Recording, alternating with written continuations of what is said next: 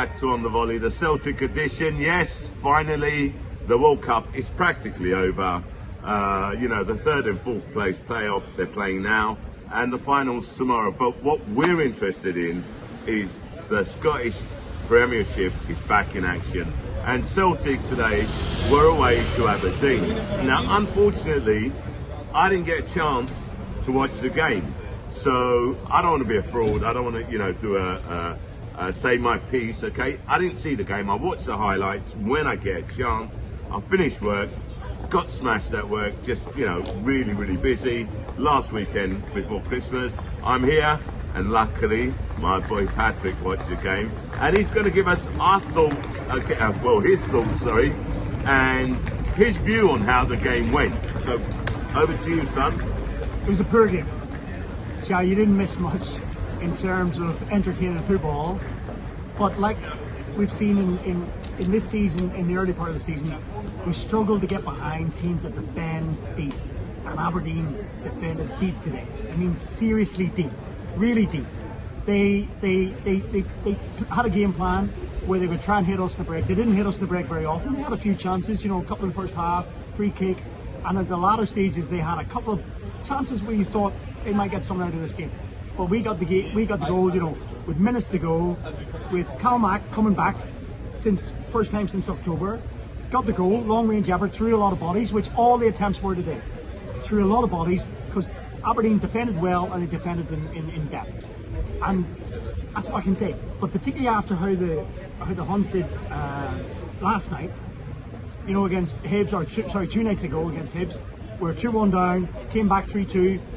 Handball that should have been given as a penalty for Hibs. Should have drawn 3-3 with Hibs on Thursday night. But we struggled. We struggled to get behind Aberdeen today. We were playing fancy footwork around the edge of the penalty area, not getting deep. A lot of long balls going in, missed headers, half chances, long range effort, which is going astray. And then we made two changes. We got Turnbull and Jamie Forrest on.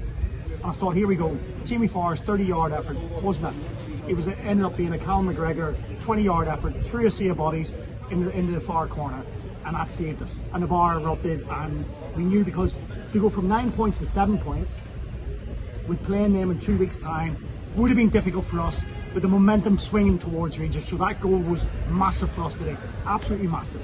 But we still struggle to get goals against teams that sit deep, and they all do, because they fear us. They know we got players that can score goals. They know we're going to hit them, and they'll try and get on the break. And they know we might be soft going backwards when we're all in their area. So today was 3 points saved to me, absolutely 3 points saved. Do you think that our performance is what we expected? I mean, Aberdeen have been doing okay, but they're like up and down, and yeah, they've scored quite a few goals, so there was a risk there.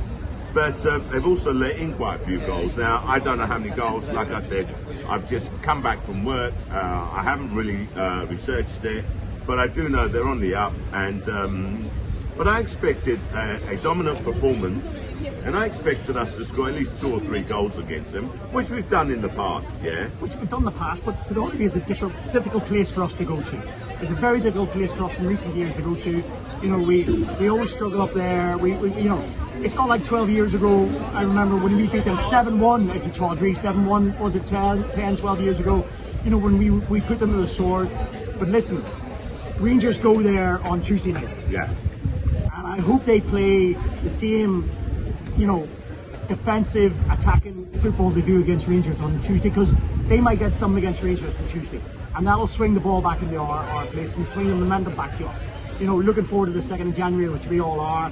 New manager in, scumbag that he's already making himself out to be. Scumbag that he's already making himself. No, can't even mention our name in an interview. Fuck off. That was a big win today.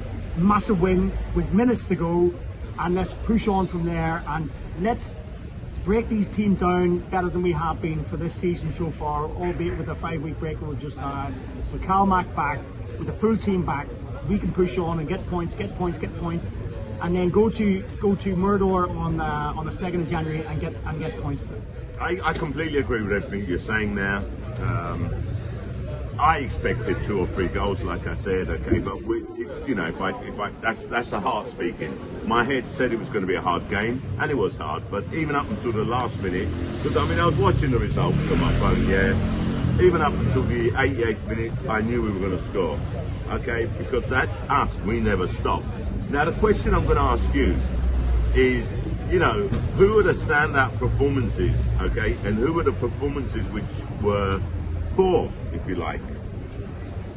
Honestly, for me, watching that game today, I can't say there was anybody that really performed brilliantly, because it was an attrition. It was a war of attrition for 80 odd minutes to get behind them and get proper shots and goal.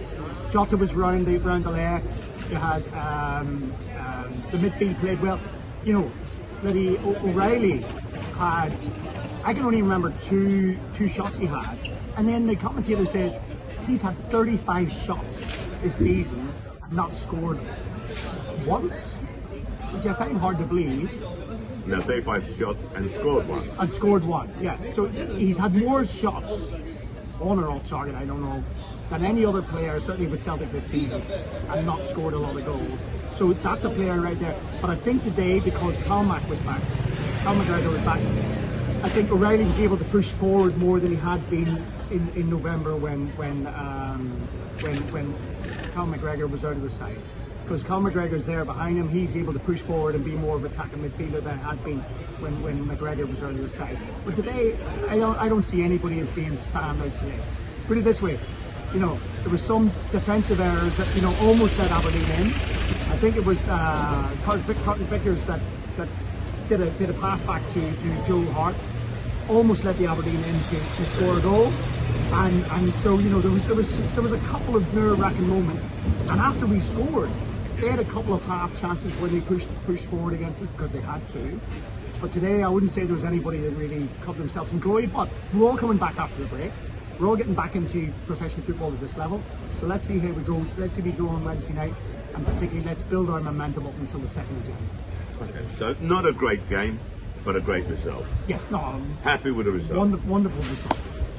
Well, listen, I really don't have anything much to say. I think you've said it all. As you said, not really much to talk about. The most important thing is the 3 points in the bag, and we push on from here. So, you want to give a shout out to anyone? No, not particularly. Buona Natale. I always give a chance. Yeah. So, anyway, listen. So, from Patrick, from me, Shah, we're out. Ciao, Bella.